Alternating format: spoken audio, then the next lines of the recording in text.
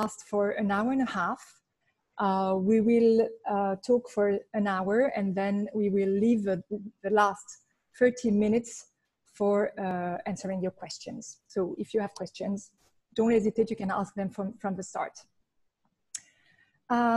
Let's start. So as you know, this is probably the biggest crisis that the contemporary world has experienced.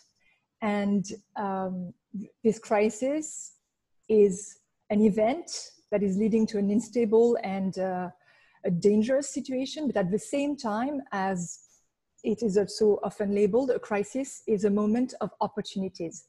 And we will see as designers who are professional creatives who are able to deal with change, with imagination, with finding solutions, are dealing with the current situations.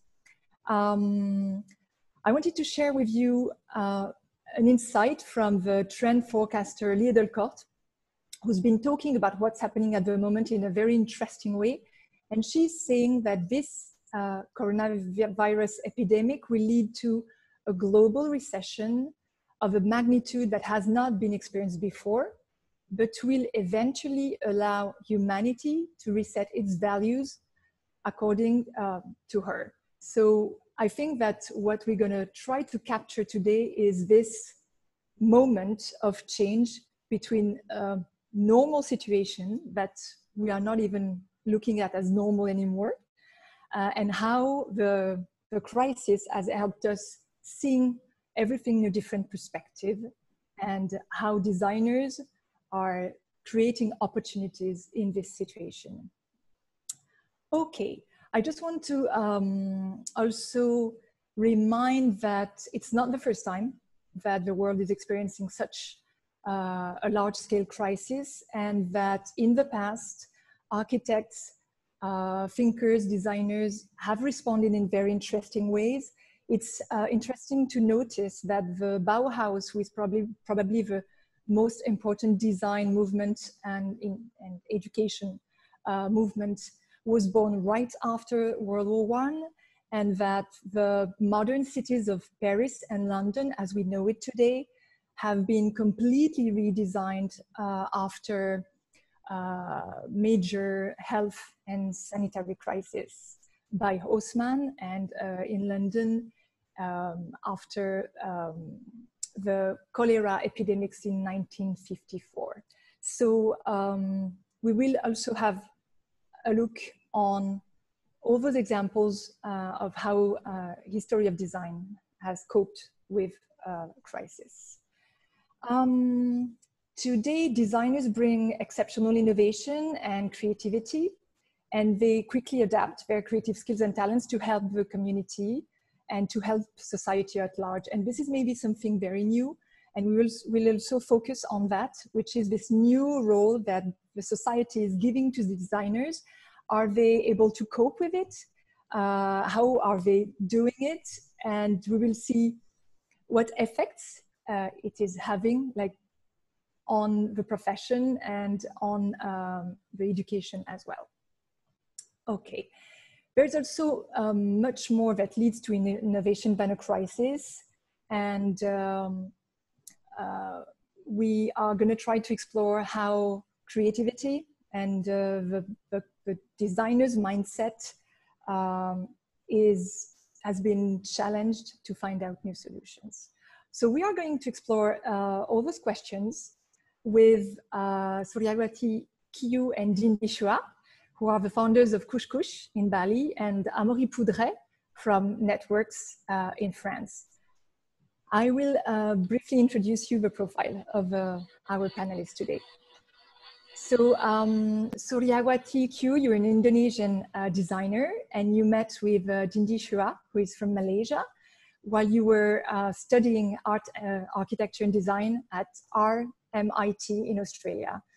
You moved to Bali in 2002 and you set up Kush Kush. You are both passionate about art and design, and you are promoting design and architecture as ways to collaborate and to share knowledge. You have set a very famous design hub in Bali, Kush Kush Gallery, working mainly with the island's artisans and craftsmen using local natural materials. And you have also developed design projects, socially engaged. The most famous one is the Lagi Lagi initiative, which is a DIY charcoal collection, which won the Good Design Award in Tokyo in 2018. Surya and Jindi, can you briefly tell us where you are now and how it feels living there, and talk to us about your work? Hi everyone. Thank you, Melanie, for such a good introduction and being our moderator. We were very thankful for Ify as well for inviting us, and for Amori for this program. We are excited that you agreed to be our moderators. You were our common thread, like the red the red common thread that bring us together, us and Amori. So it's everything that you are here together with us again this afternoon. Thank you, friends, for joining us. I see many familiar names there. Hi, Desain, hi, Esther, and many others from Indonesia and Singapore and Malaysia. Yeah, thankful for everyone. Oh, of course, and Bali as well. Both me and Jini, we are in Bali. At the moment, we are at our house.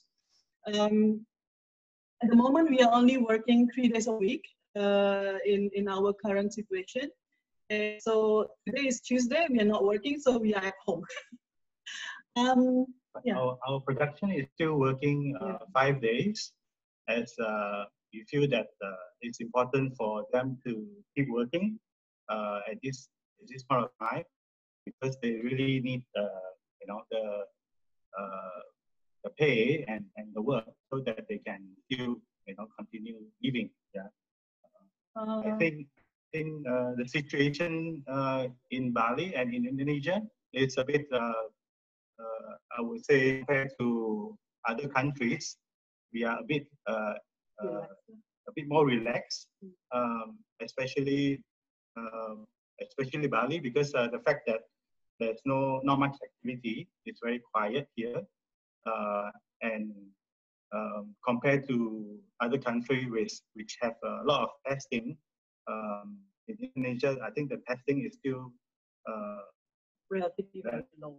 Relatively low, yeah. So a lot of people have their own initiative to come up with, like for example in Bali, the community, the Banjas, have their own way to enforce that we have to wear masks, we have to stay at home as much as possible. Yeah. So I think that helps a lot, and yeah. I guess the feeling is still very relaxed. No such thing as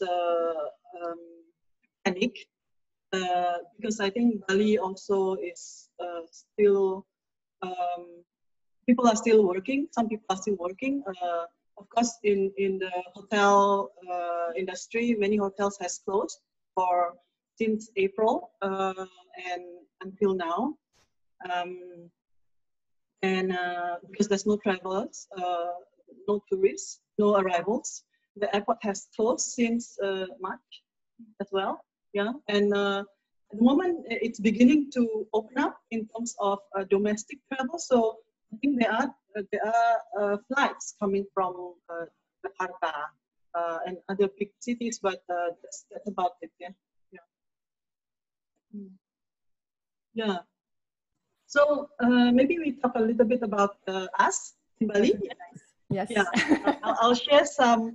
We'll share some things, and I think we go through this quickly because we have a lot of interesting discussions that we want to discuss, and of course questions. And I think it's very important to share and the questions and answer later. Yeah. Yeah.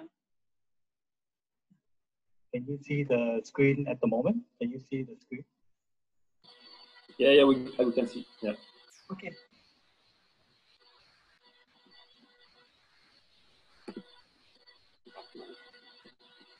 So Demi and I, as Melanie said, we get to know each other while we are studying in Melbourne, and we came back after working a couple of years in Singapore, and we decided that okay, it's time for us to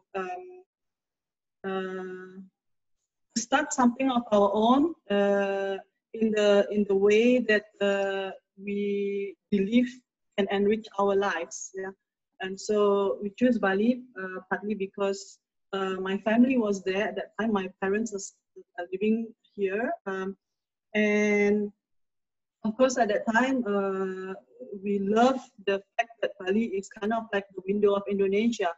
There is a lot of many natural materials available. We can see and feel the kind of crafts and in fact the culture that supports craft, and craft is so much part of everyday life. And of course we also meet with many expats and designers as well that make Bali their home. And so that actually is a combination that we felt very exciting. Also talking about more grounded things, more practical things. It's because we are both coming from, I mean, we set up Push Push with our 2 years saving from our working in Singapore. So Bali in Indonesia is still very, what's the word? Very affordable, like very doable as a starting point for us. Yeah. But I think we are very blessed in Bali, and so we felt that we felt very gratitude. And so after 16 years with Kush Kush, basically doing customized design in collaboration with designers and architects for projects, we started Kush Kush Gallery and Lagi as a way of us for sharing a way to give back to the society. Yeah. So next. So Kush Kush, we do customized surfaces, furniture, lighting, accessories, artwork, and objects. We basically utilize the fact that in Bali there are so many of these rich materials and craftsmanship, and of course with our design education as well, we combine these elements together to create something that we love. And crafting has always been a part of us. We believe in still the handmade quality of craft, and the fact that craft is usually so much part of culture. Yeah. Yeah.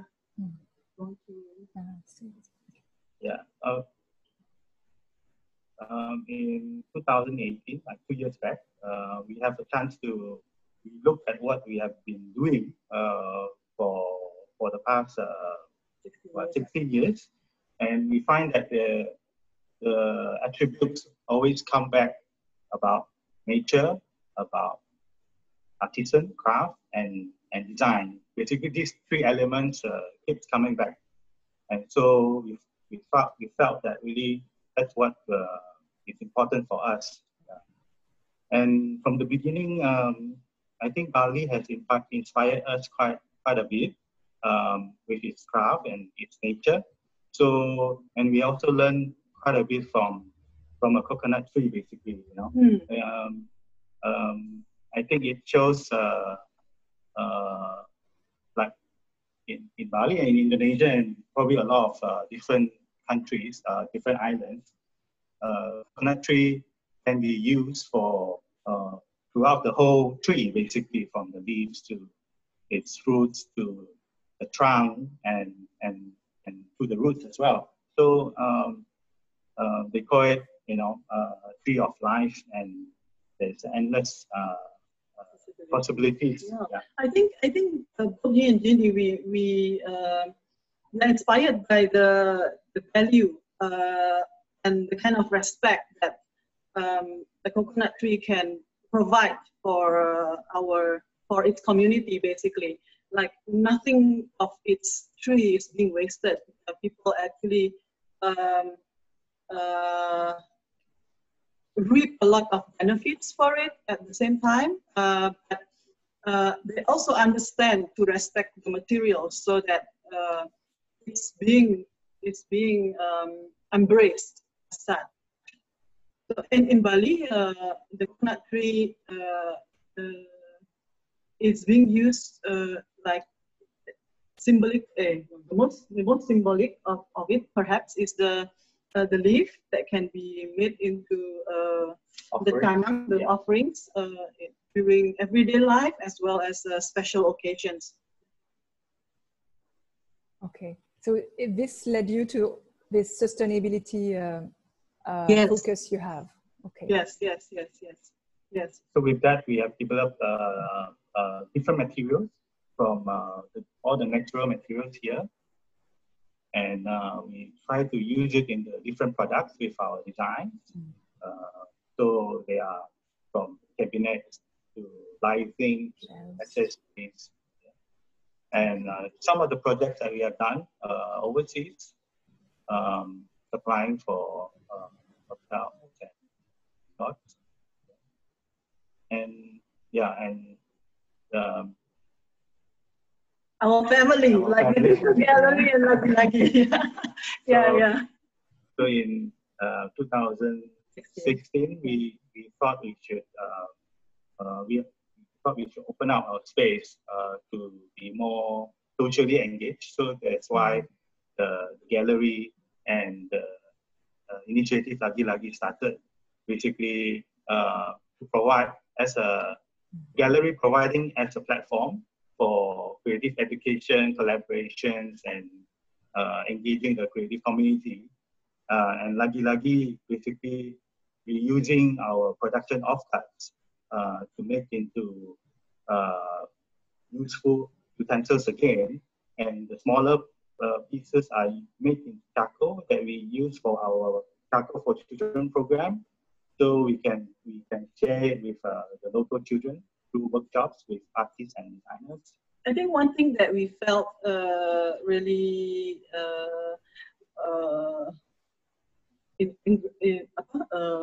happy about is that this initiative Lagi we cannot do it without our creative community, both in Bali and abroad. Like so many of the artists and designers and architects that we invite to come and be part of the program, they have actually welcomed with open arms, and they share, like workshops and other creative programs with children.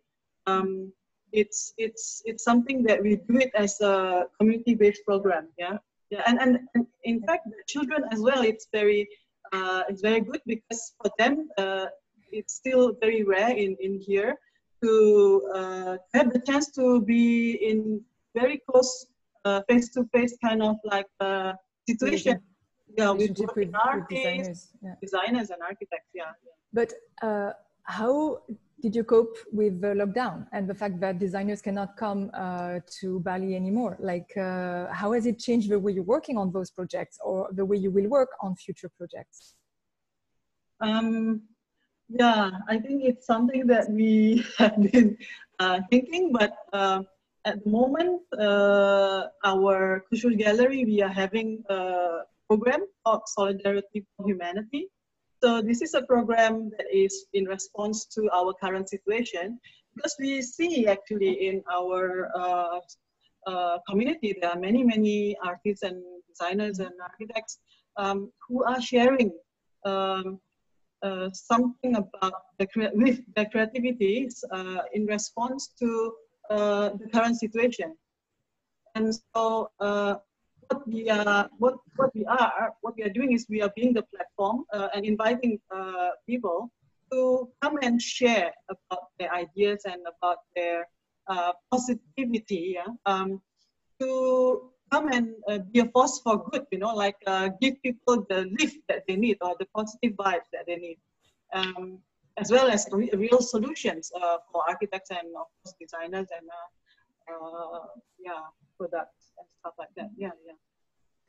So we can see that you're using also a design thinking process. You are using empathy, you are transparent, you are trying to share information about what is happening. So this is really, is this really a designer's response? Yeah, I think a designer response, but as well as I think us being just human beings, right? And in human beings in a time of in a difficult situation, we want to embrace each other instead of like being in each cocoon. We see what we can do for each other. I think that kind of spirit we need to share. It's time to share. It's time to embrace each other. It's time to support each other. Yeah. And I'm switching to the next topic, but how have you been dealing economically from the business point of view? We're mentioning that you have employees, so I guess that the situation has been very much disrupted by the lockdown and the fact that the economy has been dragged down also with this lockdown. So how are you dealing with this situation in Bali, especially as you showed projects in hospitality, and we know that this is the hardest hit sector with air transportation at the moment. Yes. In Bali, 80% of business is directly or indirectly related to hospitality, and so it's really felt. Of course, many people also have like gone back to villages and try to live a more simple life, where it's possible to go into that direction as well. As for ourselves, I think we are still doing projects. Those projects that we are doing currently are projects that have been awarded from before the pandemic. So projects that are ongoing, like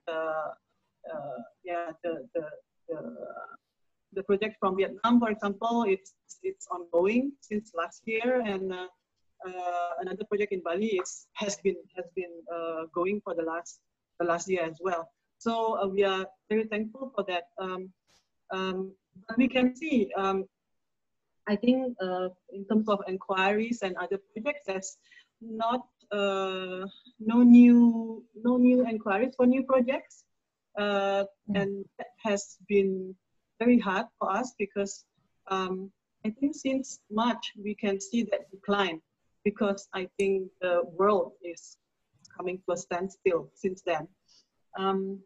I think for us, we felt that about 80%, we dropped to about 80%, yeah, by about 80% for our own business. And so I think, and earlier on, we met with our team, and we asked for their support as well. So we agreed with our staff that we work for 3 days a week instead of 5 days, and while keeping our workers working 5 days a week so that they can work 5 days a week. Yeah, we try to also think about perhaps other ways of looking at our stock and what we do with our stock from Oops, there's some noise in the back. Yeah. Okay, very interesting. I think I'm going to ask Amaury the same questions also, because Amaury is in France. Maybe Amaury, you can tell us where you are now. I'm going to just introduce you briefly. We met because you came invited by the Cité du Design of Saint-Étienne to Indonesia for a residency in a company in Yogyakarta a few years ago. And since then, you've been coming back to Indonesia, invited for various instances in Jakarta, and you have a project of coming back. So Amaury, can you introduce your agency, Networks? And it's interesting also that you underline that you are an independent designer. So unlike Jindi and Surya, who have a team and who are employing people, actually producing in their workshop. Amaury, you're working on your own, and you are probably representing most designers in the world, because in France, for example, more than 80% of designers are working in independent companies or very small scale companies of less than 5 employees. And probably those structures are the most hardly hit by the crisis, because the cash flow is not so easy for a small company, especially for an independent designer. The safety net is not big, and it's more difficult to cope with what's happening. So Amaury, can you talk to us about your work, generally speaking, and what has changed for you since March? Yeah, so hello everyone, and thank you, Melanie. It's a real pleasure to talk with you. And I'm so grateful for to prepare this residency with Push Push, because I listen to you and we share so many values. We share so much that I wrote that craft, nature, and design, respect, education, and also transparency. You know, just to be really transparent with what we are doing is really important. And to answer Melanie, yeah, I working. Oops, I think we've lost you. On my own, but always with other people. But to have no employees, maybe I would say you are hit, but so it's kind of easier in a way, because it's. We have difficulties hearing you. Your voice has been cut. Easier to change. It's easier to. Oh, is it working? Yes. Yes, it's working now, but you were cut. So I don't know where it was cut, but I just said that being small, it's kind of easier because you are more flexible. Yeah. So having no employees makes it easier to fall and to start again, you know. And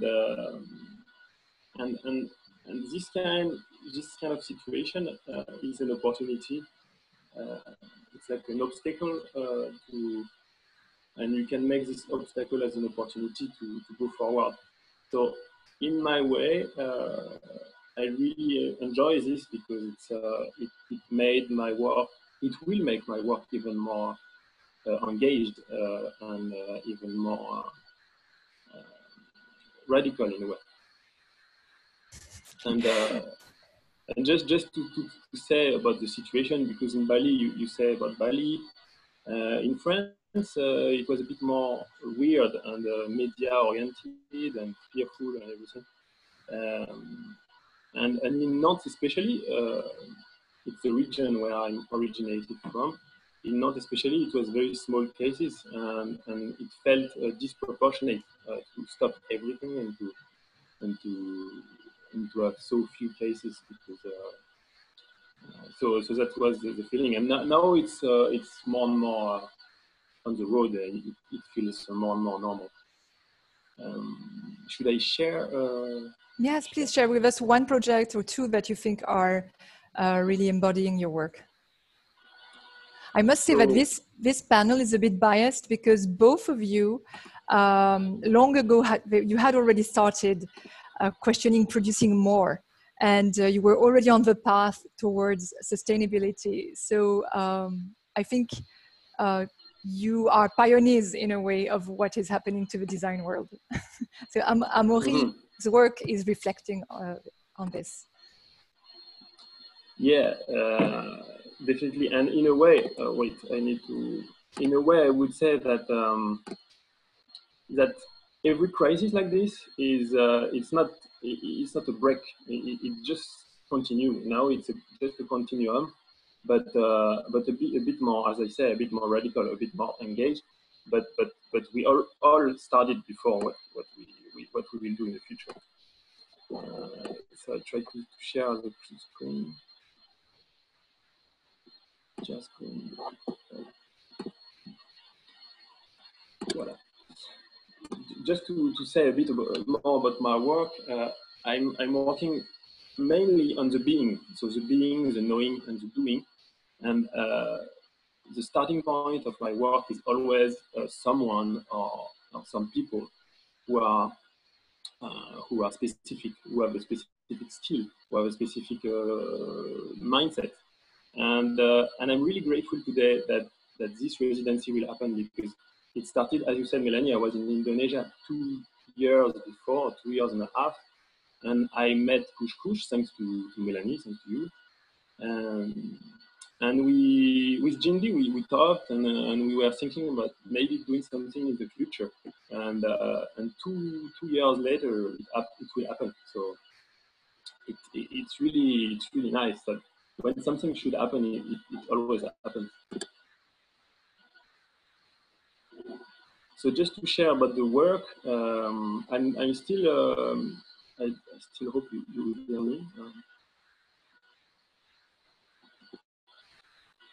So I'm basically working, as I say, thanks to meeting people, and I met a really interesting craftsman, a woodworker, and he had a lot of tree trunk in his garden, and he wanted more, and he wanted a designer to work with what he had, all these trees, all these things, but especially tree trunks. And so we worked together, and I designed the monacal collection. So monacal collection basically is a very simple collection, but only made from the roots of the trees. And when I do a project, I now always work with video in order to tell the story, because every project is one story, one meeting, and one specific method. So we did the video with l'imagerie film in Annecy, and we worked on the story. We designed the project. So every project has different dimensions. So the dimension of the story, the dimension of the design, and the dimension after of the I would say commercialization. So how people can get this, and we try to make alternative to create our own ways of producing and of selling. It's also, if I may interrupt you and ask you a question now, Amaury, it's also one of the interesting aspects of your work. It's that you have been working for big firms like Line Rosé, which is a dream for any young French designer. But you are also producing your own designs and selling them directly, which is probably a way forward and will help you cope better in a situation like now. No? What do you think about maybe. it? I think you're right. And I mean, you're not dependent on is, the clients, not so much. Yeah, but I still depend on what I want to do, and on the fact that people want me to work on something. But for sure, it's not my work is not related to the economy in a way, because the economy is coming as a consequence. But the main thing is the message and the story we tell, and the thing we want to defend and to show. So all these things, this business and economy, everything, are coming in the end, and I would say naturally. For example, in Rosé, I worked with them because one time I drew something. I wanted to design, to draw something which tells about comfort, about feeling good when you sit somewhere. So I designed the Ilo stool, and I sent it to just the drawing like this. I sent to Line Rosé, and then they decided to make it on production. But it's not my main goal. This comes, as I said, as a consequence. But the beginning of this is just an intention, a will that, okay, I want to do this now. I do it, and then you share to the good person, and then maybe it happens. And it's the same for Ecomobilier, because now I'm on this project, Fossil. So it's just a sofa made only from waste, in France. And this project, basically, if I look back, it came because I'm really concerned about these questions, about why buying a new sofa because there's so much sofa, why designing a new sofa because there's already tons of it. And so I shared a lot this concern, and one person one time heard this and said, "Oh, maybe you could be interested in this project with Ecomobilier." And that's why I designed the sofa, because it allowed me to give a message that we should maybe recycle. So this was in 2017. And now I don't think it's the solution, because it's already old for me, in my opinion. And now recycling is coming to everything, and it becomes a trend. And as soon as it becomes a trend, I think we should go somewhere as a designer, somewhere else. Thank you very much. Yeah. No, but show us one last project, maybe, Amaury, and then we will go back to a project later. Maybe I show the project from that I did in Indonesia. Yes, please.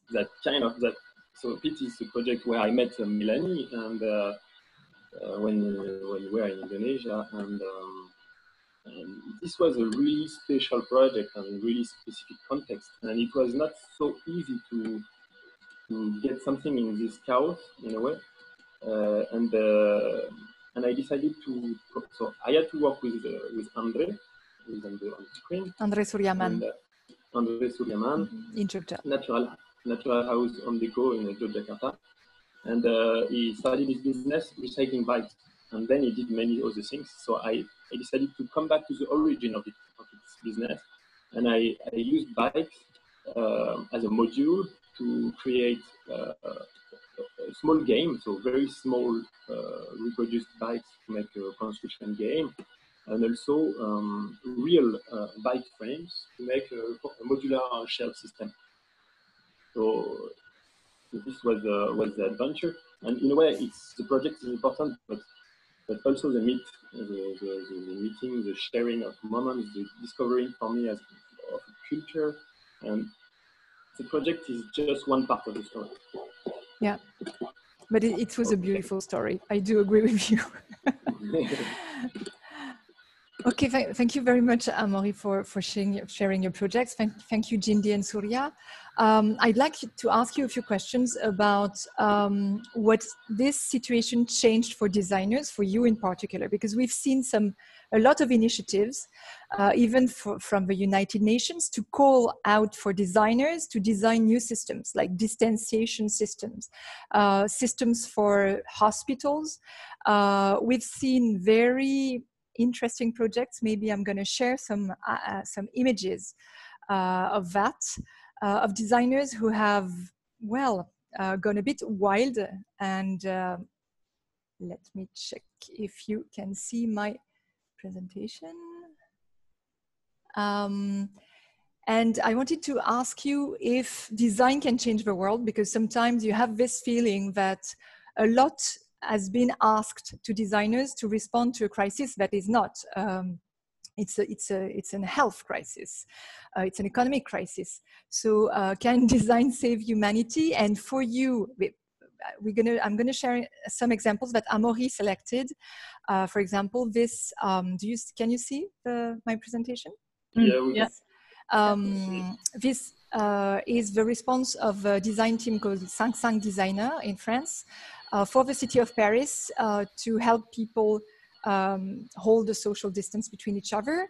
And you've seen also some interesting examples of hacking some masks, like this Decathlon mask, so that people in hospitals could breathe from the top of their head and not from the front. And some kind of stupid projects like this one, for example. And I wanted you to react to this massive call to creativity in this time, and how would you respond? How did you respond? What did you think was interesting as a response from designers in the current situation? I think, Amori, you want to say something? Yeah, go for it. I go after. Okay. I think just now Melanie said that we are pioneers in our design thinking about sustainability and everything. But I think I need to mention that in Indonesia we have a lot of we have a number of inspiring designers and architects who are in this direction, who inspired us. So, for example, Singe, he is a product designer and he's based in Manggung, nearby Jogja. He's someone who lives in sustainable living and in fact, living from the village, because he believed that the rural living is the way forward in the future. And of course, in Jogja as well, there is Eko Prawoto, an architect that is very humble and grounded. And he's someone who also has been preaching about, of course, like sustainable materials such as bamboo, as well as local wisdom and local context. In Bali, I think we have like another architect in Singaraja, Gede Kresna, who also has decided to live off the grid in some way and built like his own practice that incorporates living within his community. So I think we have a lot of masters like around us, and so we are inspired by them. You know, perhaps our language is a more contemporary. But I think the spirit is the same. So yeah. So maybe you want to talk more about the. Yeah, maybe I want to come back. Oh no, are you done, Sonia? No. Yeah, you can. Yeah. You can. Yeah, I want to come back. So Melanie, to these examples, especially for example the lines of five designers.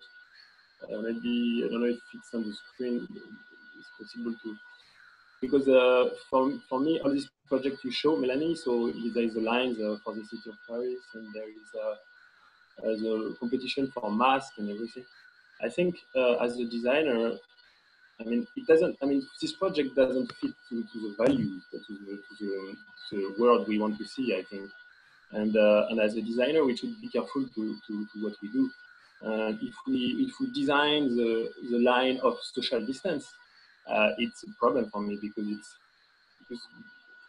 we we share this value of respect, of education, of nature, of craft. So if we do project on this virus situation, we just emphasize the situation. So we just should maybe, if we have to leave it in a short period, we leave it, but we don't do things on this because maybe other jobs will deal with it. But as designer, we should be connected to our values, to our ideals, and focus to the future, to what we want to see. So that's why all these projects for me are really bad and go in the bad direction. I won't design, for example, Philip Stark said that he will never design guns and everything. So I think it's right, but as I would never design guns, I would never design a line for social distancing. And also making a competition for masks, it's just making design as something really not really interesting,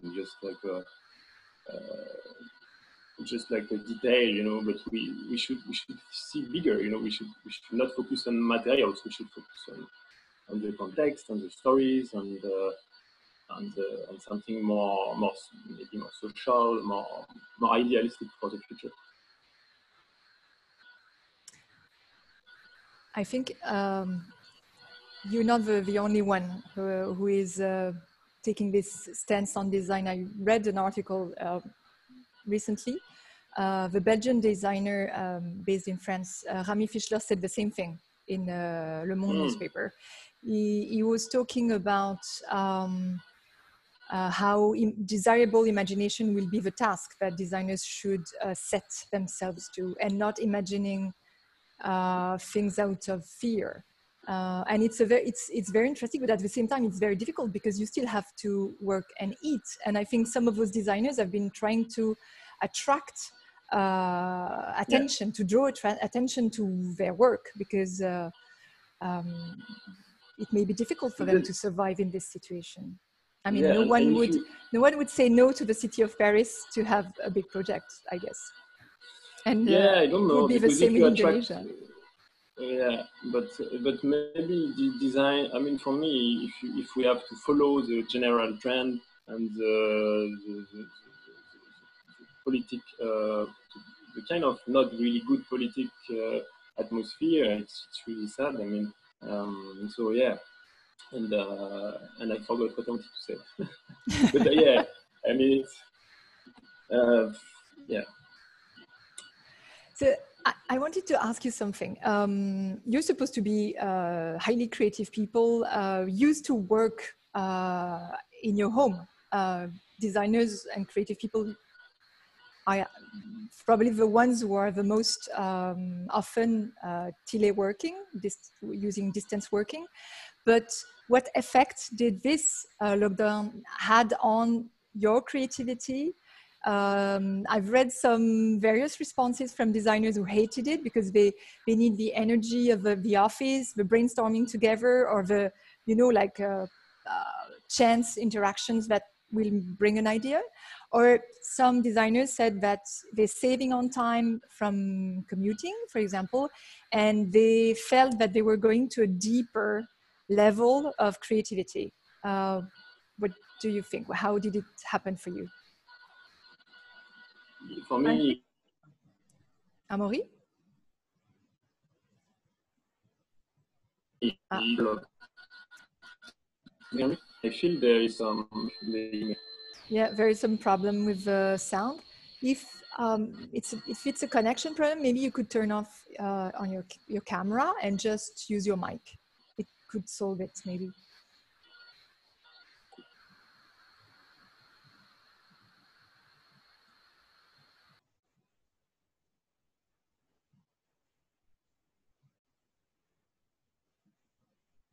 Jindy, Surya, maybe waiting for Amaury to solve the problems. Do you want to? Hello? Are you back? Amaury, are you back? Oh my God, it's difficult. Yeah, I'm here. Yeah. Okay, we're listening to you. Okay. So really sorry, everyone. It's not so. Anyway, so yeah, it depends on the creativity. I mean, because for example, if I take the image of the virus is inside our body. It's kind of, even if most people are scared about it, we shouldn't be scared. But I mean, if you're scared or not, you look inside, because it all happens inside our body, and I like this because the effect on me is that I already do it, but I did it even more looking inside. And looking inside, you see really what you want to do. You see your deep desire. So you see why you're doing this job. Maybe why you're doing design today. I mean, and that's why economics is not the reason why I do design. That's why today I don't think about economics at all.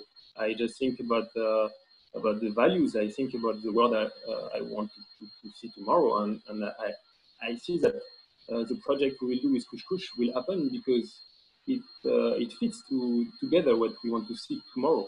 So so just to answer your question, I definitely looked inside more than ever, and you keep going on this, and you are forced to be in the present moment and to not think too much strategically. You think with your guts and with your heart, and that's the effect that had on me.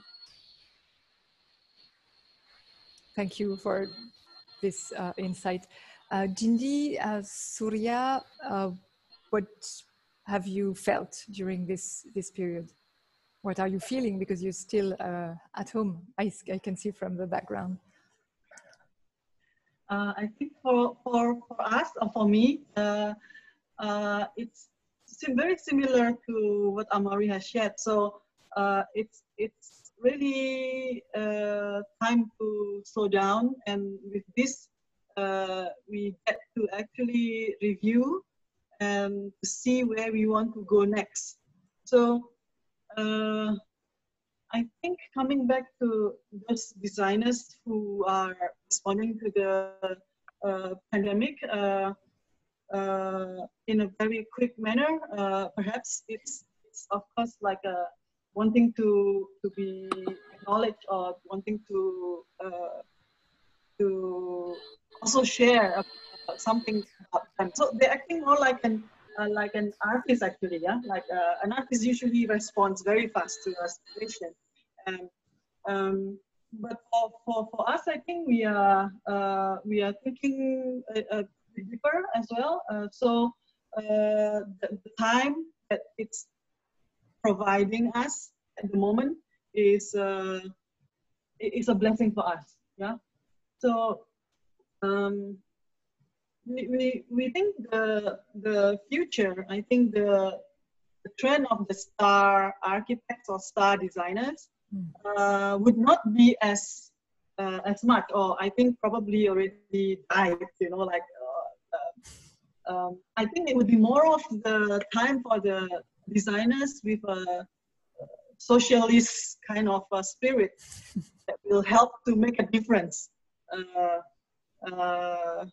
in the next term. So people like Singhi, people like Eko Prawat, or people like Gede Krishna, for example, and even the younger generations like academics and stuff who are really working hard, usually grounded to the ground, and just trying to do something that they believe in, and one step at a time. I think that will actually give or provides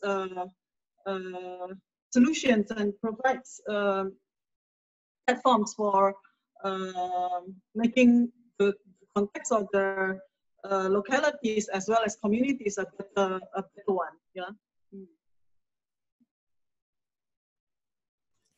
Yes, and have you designed a way forward? How is that? Has it shifted your dreams or your aspirations? What is the next thing that you want to do? Both of you, can you share with us this about those dreams you're having for the future? Because Yeah. it's possible now to be indifferent to, you know, with what is happening. We have all reacted in different ways, but there's a dramatic shift in a way, and I guess you are a bit forward. Yeah, we are being. I think for us, the journey so far for the last 18 years is also something that we felt a progression. So it doesn't come about like that, you know, like just click.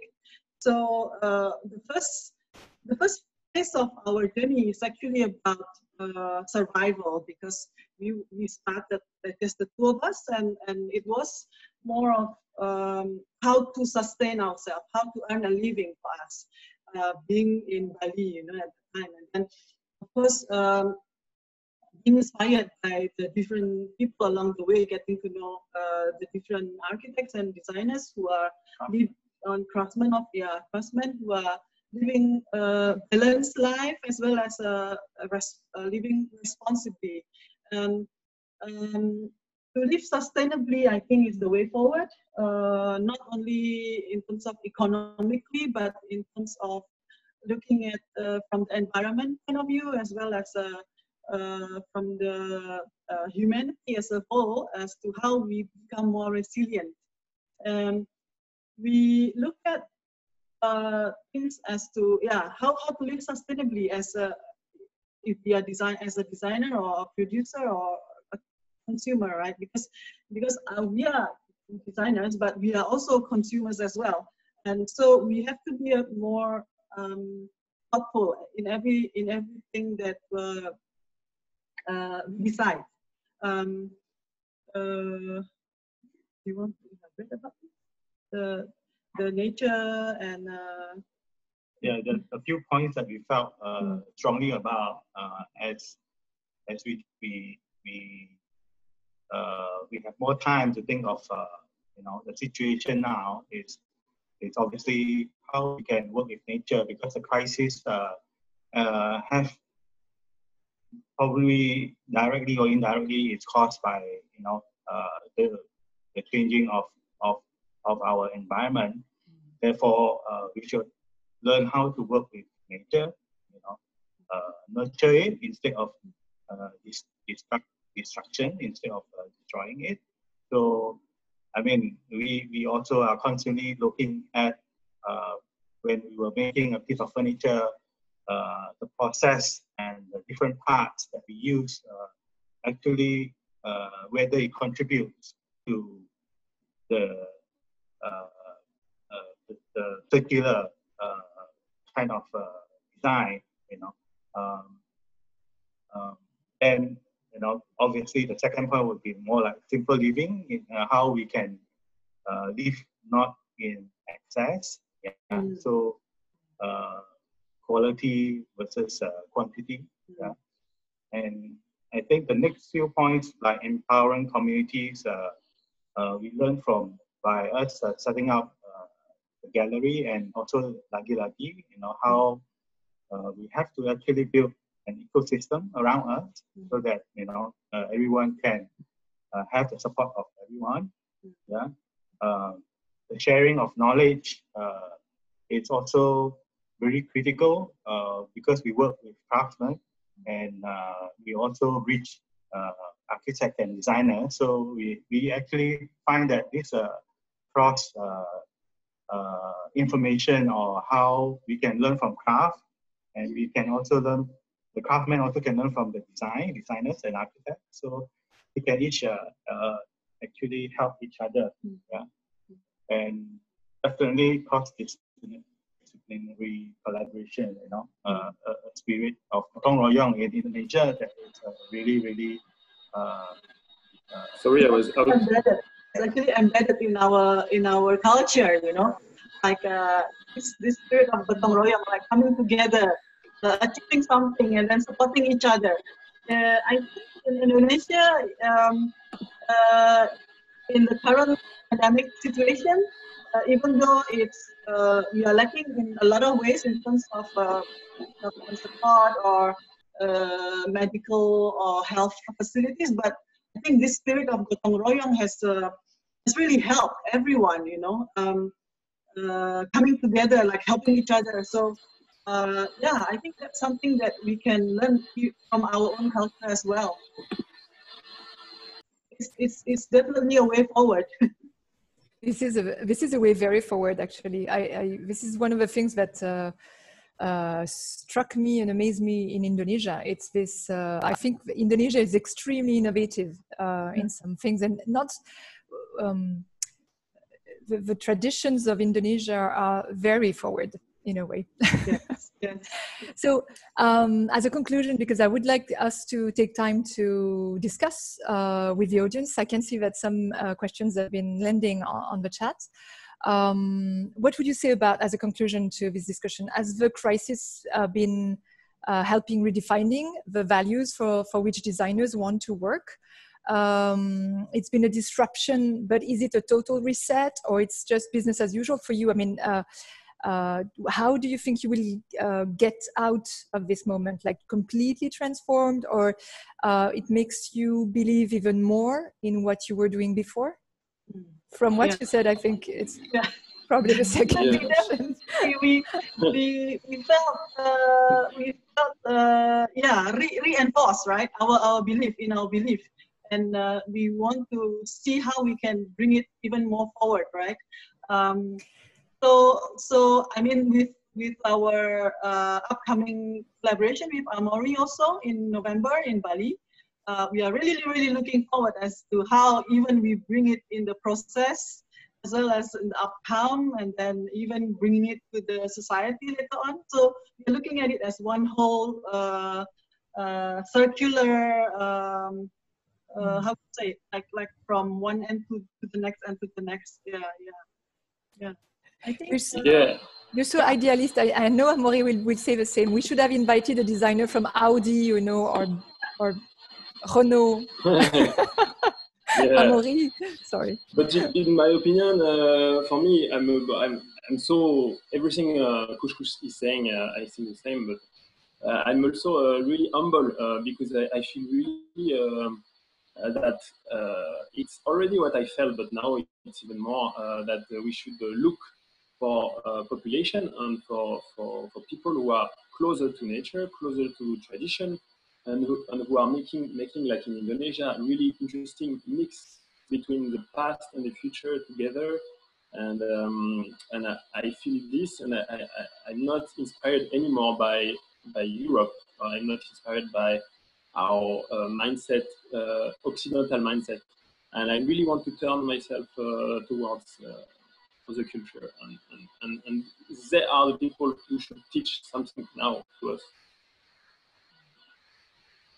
Okay, that's great. Thank you for this. That's a wonderful word of conclusion. Thank you so much. Bimo, it's time for the Q&A. Do you want to take over, please? Yes, the first question is coming from Bram Satya. I will let Mas Bram Satya to take the microphone. Well, wait. Hi, Bram. Hi, Bram. Oh, by the way, Bram knows everyone. Like he's someone to look out to when you're in Jogja, okay? He's also in the creative industry and a product designer, but he's so much more than that. Hello, Knows everybody. please. Is it starting or hello? Yeah, we hear you. Yeah, we can hear you. Oh, okay.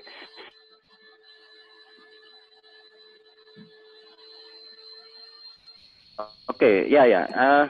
Nice discussion. In Yogyakarta,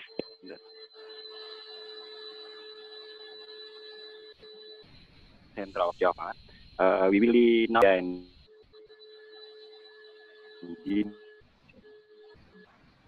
because now we try to all some of my friends now we cannot send to abroad the product. Now only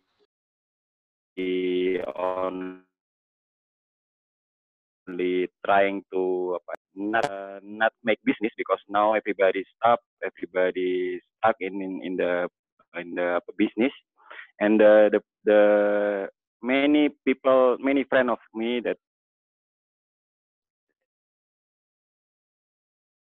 have a business in the try to new system, and then some of my friends now try to do the closed loop economy inside Indonesia. Try to have more customer in Indonesia, local business and local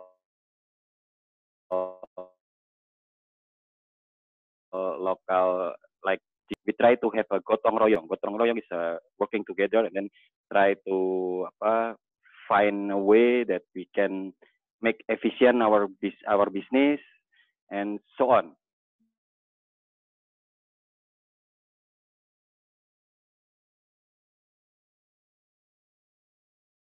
That's why my question is, because now we stop, but really stuck.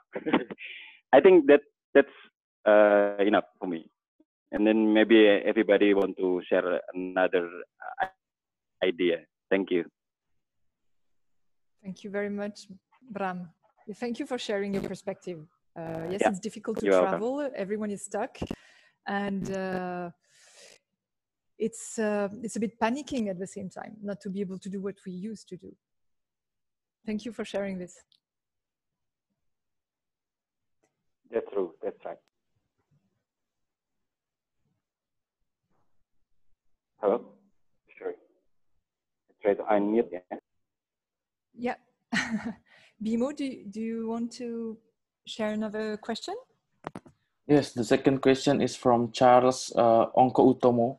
It's maybe it's for both of the speakers. How are your local communities have embraced art and design culture with your events or projects so far?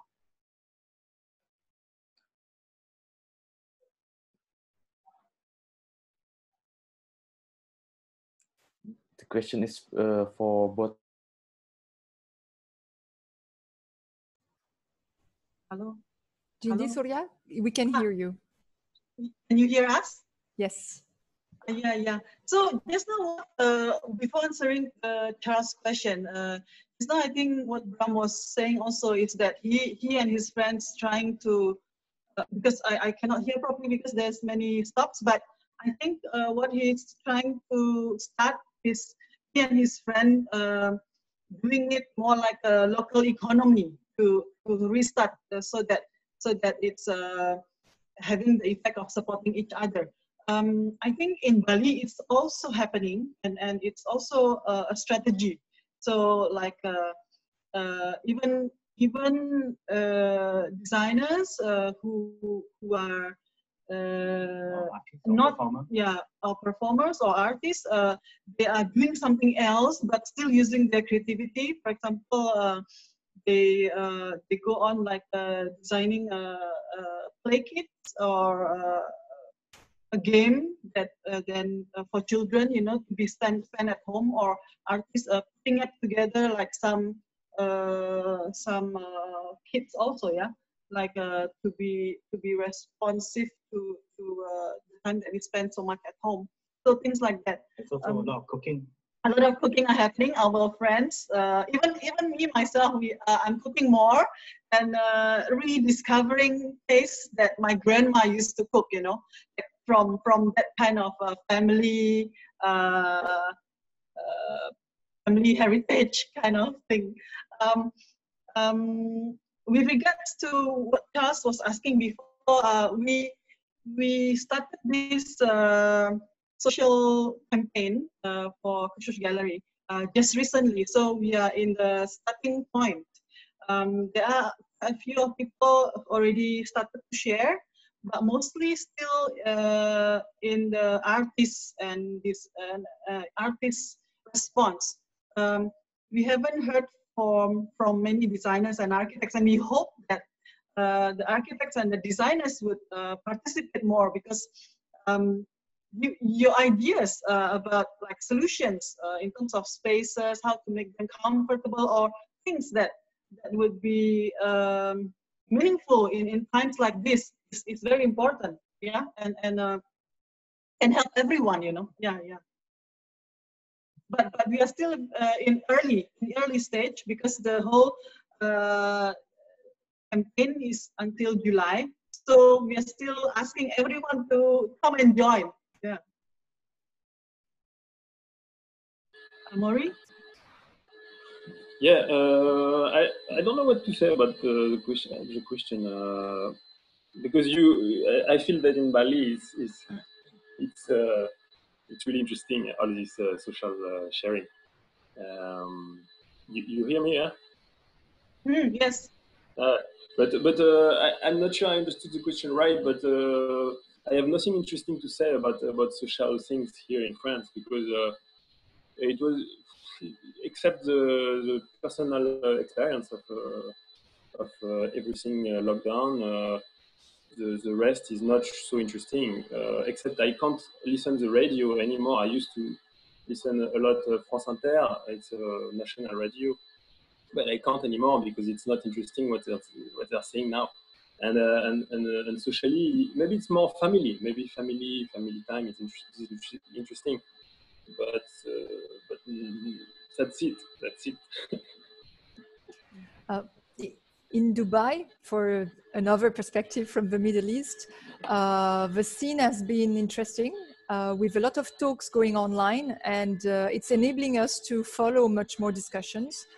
The people from Sharjah, which is the Emirates next to Dubai, have been organizing a lot of talks online, film screenings, and there was a lot of generosity in the way things were done. Everything went free. This is something that we have not mentioned, but communities of artists came together, gave access to their work for free, which for me is also another question for the future, because when you have given things for free, how will we make it not free again after? So it's, but we'll think about that later. But there was a beautiful thing, and I've not seen that much in the Emirates, because you know it's not a very green land. But my friends from France also have underlined the fact that people were going back to the countryside a lot. And so this is something that you said about Bali being very resilient, because people can go back to the village because they have a patch of land, they can feed themselves on the land. And apparently in France, this effect has been seen as well. Yeah, definitely. Going back to the rural communities, the rural communities. Yeah, maybe things will balance. I should also mention even the immigrants that comes from Java and Sumba and Flores that are currently in Bali. They are also being more and more supports are coming for them.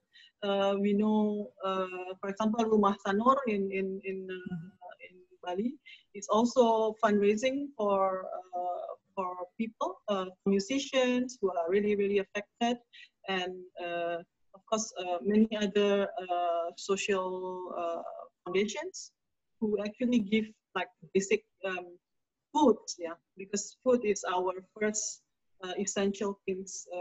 So like rice, a bag of rice, some oils and stuff like that to just help everyone through. Thank you. Yeah, I agree also, Melanie, what you said, that many things were free, like some libraries, worldwide libraries, opened the data, and really interesting. I think this is good, and also going back to nature and to gardening, but maybe it's just temporary, maybe it will come back like before. But the thing I want to say also is about internet. Like right now we are doing this talk, but it's kind of frustrating, because if you want to see interesting things, you have to go online, you have to go, and everything is internet, and it's good, but it's a bit too much. After sometimes you are like over computing. So it's interesting, but we need a physical world. I have a beautiful quote that I read from the same designer, Rami Fischler, in Le Monde, and it's exactly what he's saying. He says that design must accompany a movement that makes you want to age, a world where our children are neither at the mercy of artificial intelligence nor forced to become semi-robots. Our ability to live longer is unprecedented in human history. You have to accept and desire a society that protects the oldest, and he's referring to the pandemics, which is hitting the oldest. In 30 years, if all goes well, a large part of the population will have spent almost half of their life in this old age. And he was calling designers to imagine for the future, not new products, but a new model. So what we've been talking about from the beginning. Yeah, do you have another question? I see that there are lots of questions. Yes. And maybe before, I just wanted to react, Melanie, if it's possible, before the question, you know. Yes, of course, please. Yeah, it's just what you said about machine becoming machine, because we do interesting things, but with internet, like for example, I had some connection problem like 5 minutes before. But I feel like I become a machine and I can't be naturally human and talk like say everything I want to say because of this thing. So we should be careful to stay to not be artificial intelligences. Especially since this lockdown has accelerated digitalization like in a massive way. I am the director of Alliance Française in Dubai. And so in education, we have switched like everyone else to a complete distance learning system. And it has limits. And it's not so good for kids to spend time in front of screens. So yes, there are some questions.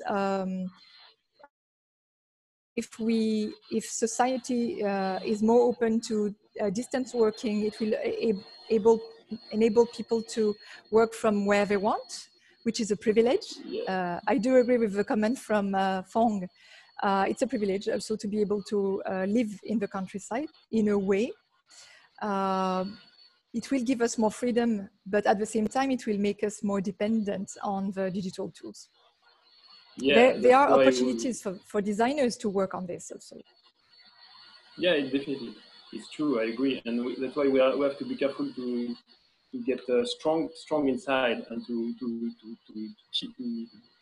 stick to what we really believe. And also, I would say to get more spiritual, because if we get more spiritual and strong and aligned inside, maybe we can face the digital age that is coming. But if you're not and you're not aligned, you will get lost totally in the immateriality.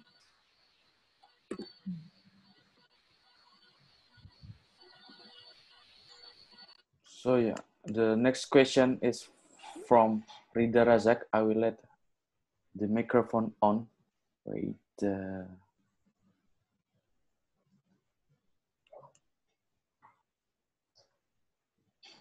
can you hear me? Hello, Mas Rida. Yes, we can hear you. Bonjour. Bonjour. Hi, Rida. Apa kabar? Dindi, Surya, long time no see. Yeah. Rida would be the man to go to when you are in Kuala Lumpur. He knows everyone in Kuala Lumpur. Yeah, good to see you live finally. Long time, yeah. Thank you for sharing today. Actually learned a lot from your sharing. Especially, I actually put some questions here, but you already answered some of it inside your slides just now. But I will go to other questions.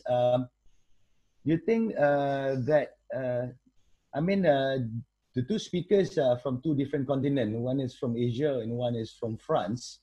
So very different in terms of treatments of the lockdown. In Indonesia, it's a bit relaxed, and in France, it's quite strict, right?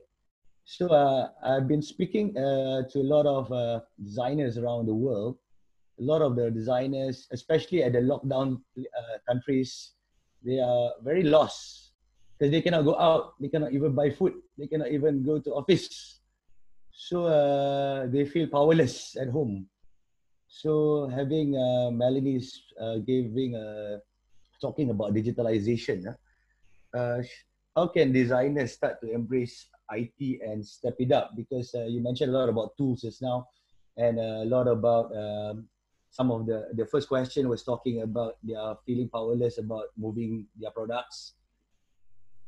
So can sharing economy start going with digitalization?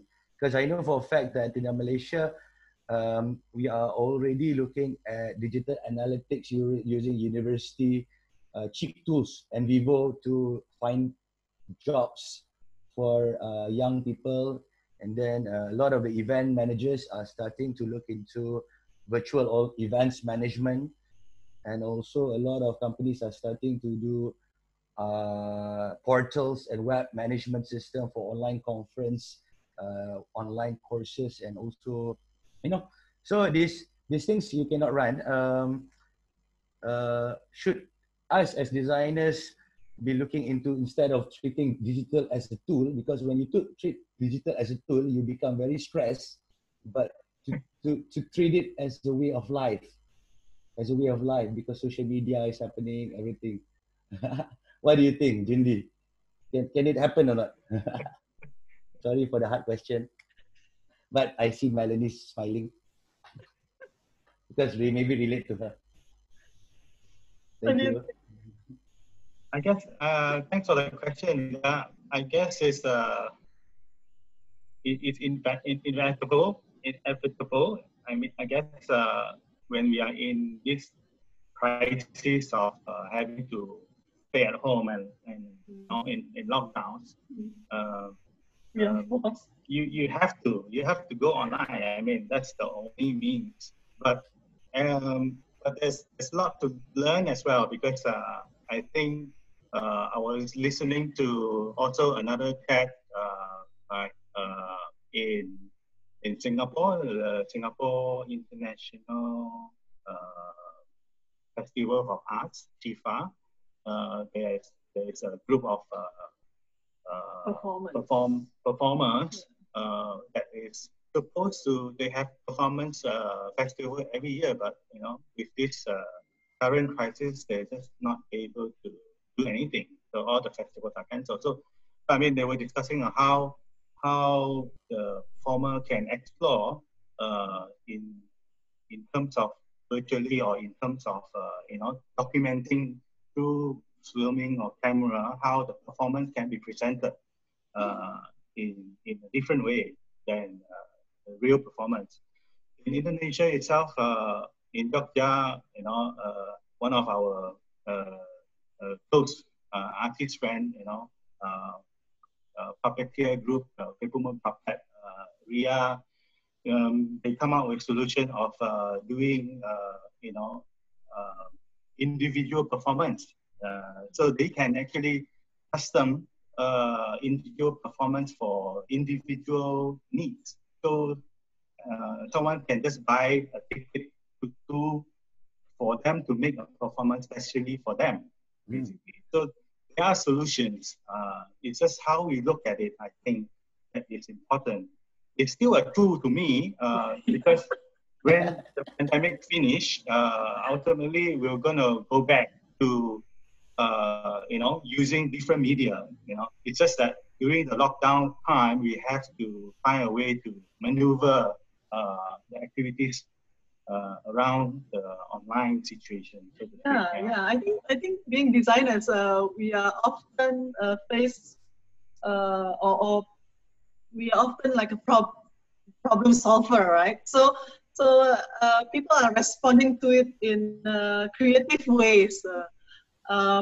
But I think ultimately after the lockdown finish, like after all this is over, we will need to find our own way of working, like still staying true to ourselves, and make use of this experience where we are in a lockdown and see whether anything we can learn anything else informed that is being informed by this period where we have to be forced to pick up that tool of this virtual or what you call all the apps and all the Zoom meetings and everything. I think the beauty is that we ultimately have the choice. Yeah, I agree with you, Surya. And I agree, because we have the choice, and we just have to focus on what we really want to do. And just to answer the question also, I mean, because you said for the question, I forgot your name, but you said design is a tool. You know, it's a tool like IT, internet is a tool. Yeah, a lot of people treating IT as a tool rather than, I mean, some of the new generation Z is making it into a life, you know? Yeah, right. Yeah, exactly. So that's why I kind of want to talk about Institut Français, because French institute, like it's the role is here, because we use internet. I mean, numerical and how you say digital as a tool, because we connect together. But then we need an organization like a French, like Institut Français, to make the connection between, for example, Kush and me. And then the final result is the residency. So we finish we work together, and without internet, with just materials and people, and so I just wanted to say that it should stay like a tool, and it shouldn't be a way of life, because I mean, in my opinion, I would always end up with reality and with touching the materials and with meeting people. So it will just stay as a tool, and I will not integrate this in my way of life. I mean, except as a tool. Thank you. If I may add a comment, I've noticed how much digital literacy is a problem. I noticed that because from the 800 students we had in French classes, only half of them wanted to go online. And my team, it was difficult for us to embrace the digital world that we had to cope with during this situation. And we've never been taught that. And it's strange that the most important element in our world, which is the digital age, it's not a subject. It should be the main topic of education. And I don't know for design education, I don't know how design schools are looking at the topic, but you should study philosophers about the digital age, all the issues around your digital identity. You were talking about, we can have a digital life. You don't have to live in the physical life. You can live in a virtual world, but there is no education about that. So if we want to be free, like Amaury was saying, we also need to be conscious about the challenges and who, how does it work? First, coding, we don't know how it works. I don't know. Right. Graphic designers know probably better. IT people know better, but we have no idea how it works. And this is a big problem for me. I think it should be a problem for everyone. Yes. I really agree with you, Melanie. Yeah. I really agree with you. Yeah.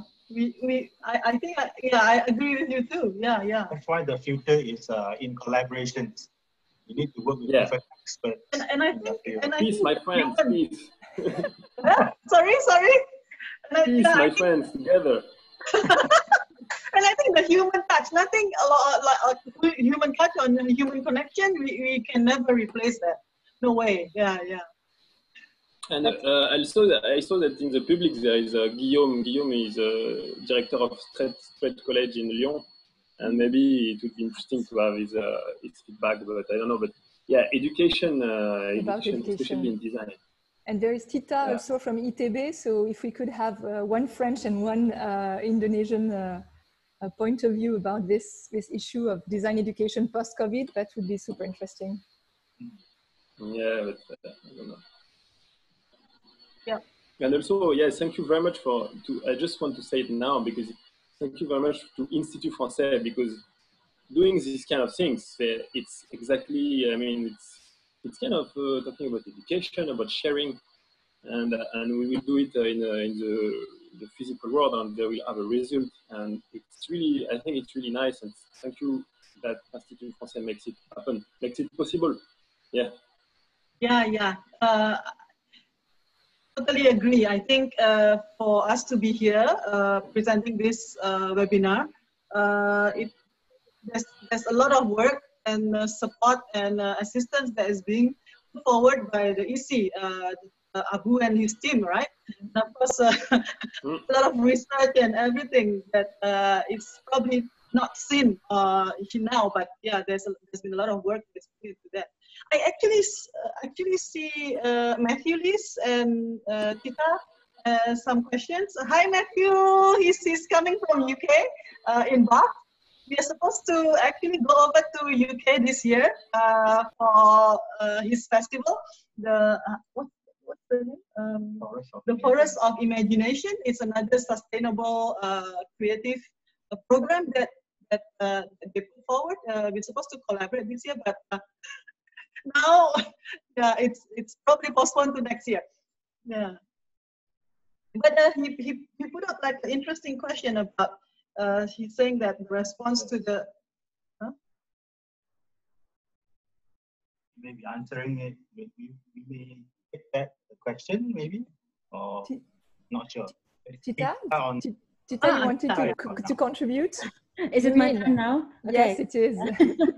So, hi, I'm Tita. I'm the chairperson of Bandung Creative City Forum. I'm also the focal point of Bandung City of Design for UNESCO Creative Cities Network. This has to do with 3-4 days ago, I joined a webinar with Charles Landry, who's very much into culture, creative city.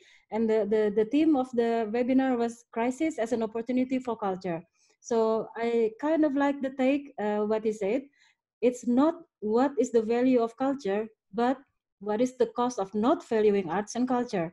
So in a way, it's seen that culture and arts and design is seen as a non-essential things. So my question is, design, especially in Indonesia, is still perceived as a luxury or tertiary need, so it's not essential. So how would you introduce design as having real impacts to society? That's from me from now. Thank you. Thank you very much, Tita. Hi, Tita. Hello. Actually, in Bali, right? I think art and design and art and design is actually part of life.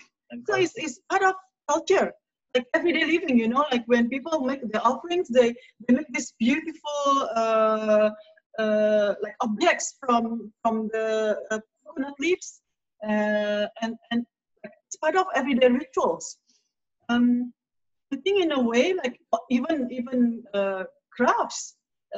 In different villages, we find like different people who share crafts from generations to generations. So I think in Bali, it's deep in the culture that when children grow up, they are in these surroundings where they get to learn and get a taste of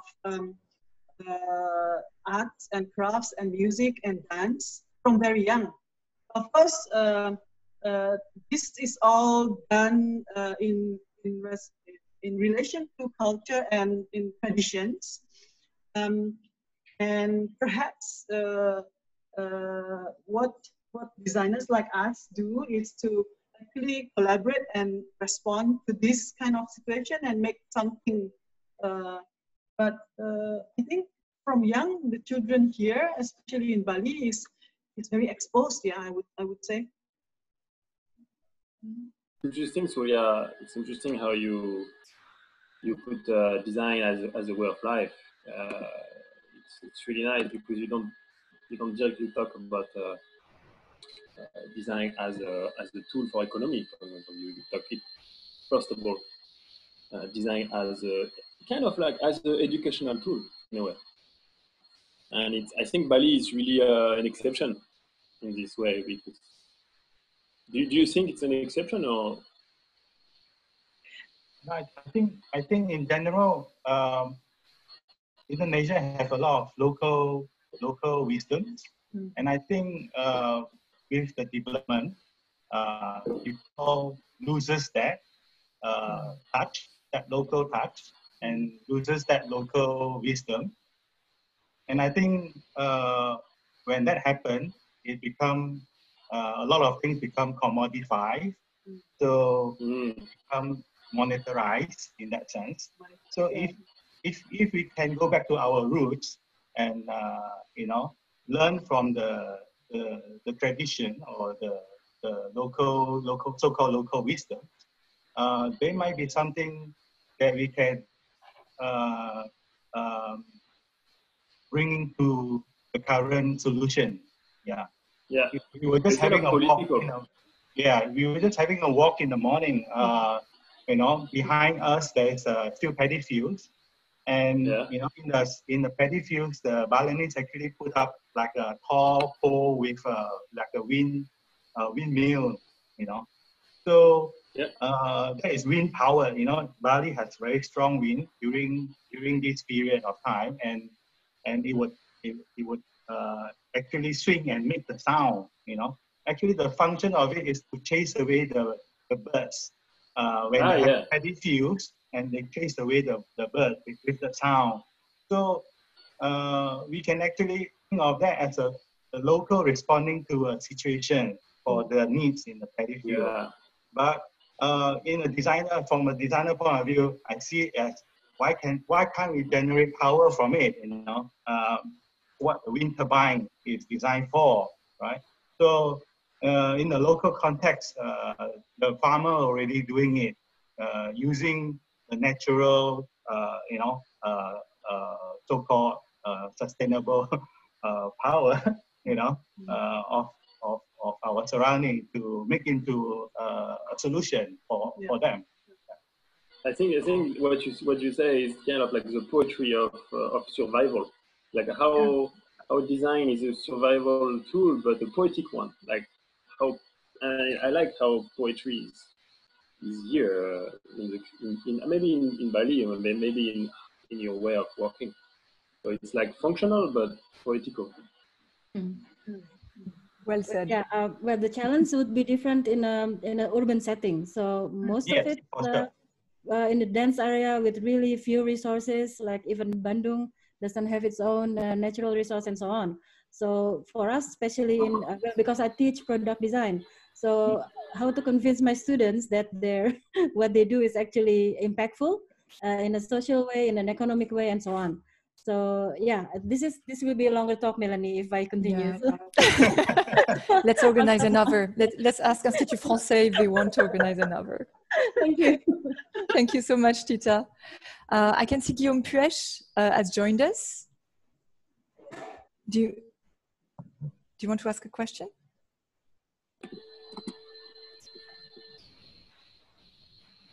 Bimo say, I'm letting Guillaume talk.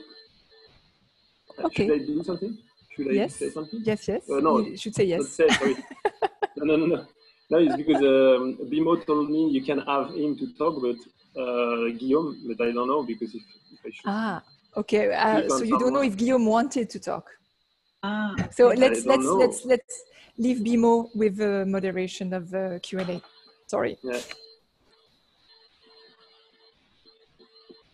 Okay, let's move on to last question from Matthew Lees. Wait, I will have him to talk.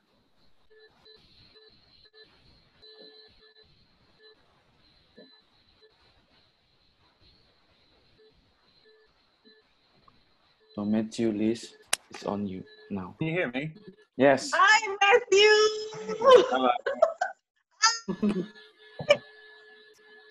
Hi. Yeah, I was wondering, it seems like the current crisis in Bali has been kind of, the response has mainly been from the community and individuals and being more localized, opposed to here in the UK where a lot of it has been kind of thrown at us by the government. And I was wondering whether through that more kind of small scale local approach to things, that creates a more inclusive approach that thinks about kind of everyone within that community, opposed to some of the restrictions here that haven't taken into account people with certain disabilities, for example. And if so, whether that kind of small community thinking then in general promotes a more inclusive design process in general. And I think we definitely feel that Bali in time of pandemic actually is still very livable, and we don't feel very restricted, and we still go on our lives, even working. We're still able to work and be ourselves in that sense. And yeah, I agree that I think compared to the more restrictive kind of like top down of I think Bali's way of more localized and way is gives individual more freedom and yet still supervised by the community. Yeah? So everyone is looking out for everyone else, kind of feeling.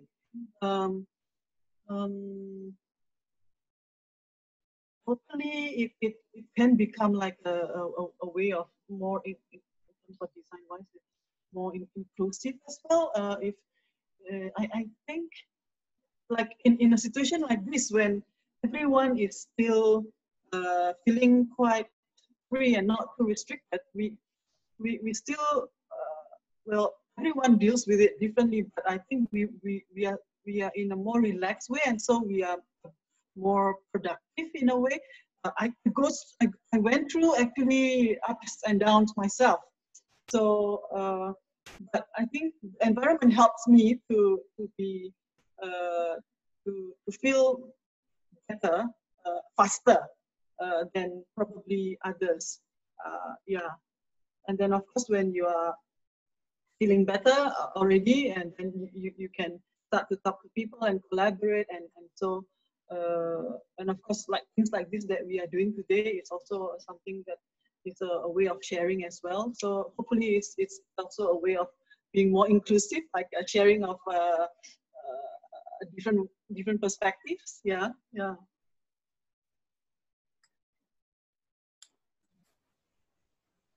Thank you very much, Surya. Amaury, do you have any comment? I would like that you re-ask the question. It's not very clear for me.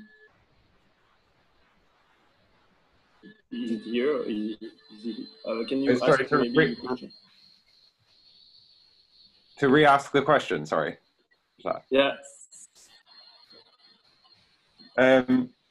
So the question was, so how in Bali the response to the current crisis is being more kind of localized and driven by the community. In Bali. Yeah. Yeah. I guess, and how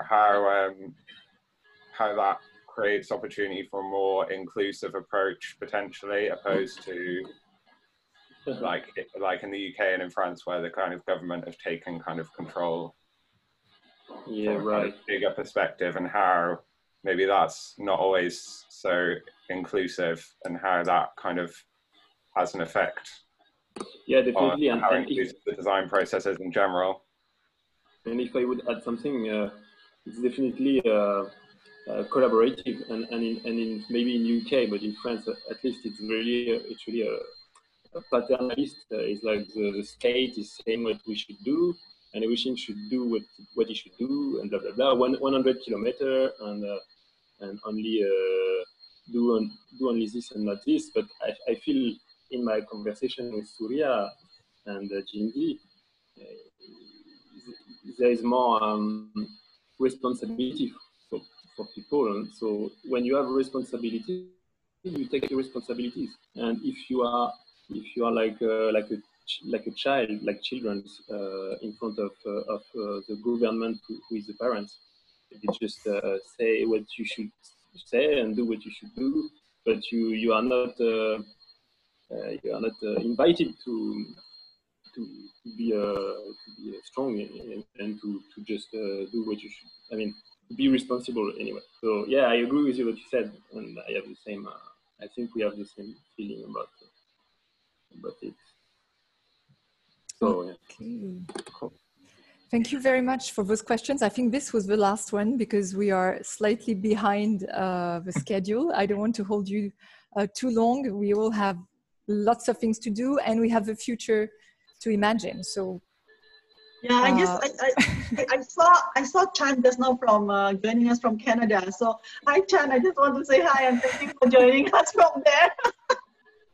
I think he's asking something also very just a little bit, like he's asking also I think something very interesting, like in France and in Canada and in more privileged or established countries or rich countries, it's seen that going to the countryside is a privilege act, like a privilege act.